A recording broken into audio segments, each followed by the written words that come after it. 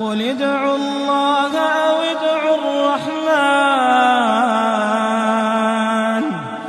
أيما تدعوا فله الأسماء الحسنى ولا تجهر بصلاتك ولا تخافت بها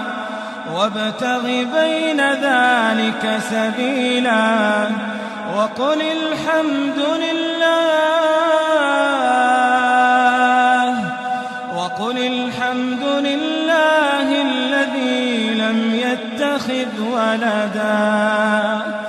وقل الحمد لله الذي لم يتخذ ولدا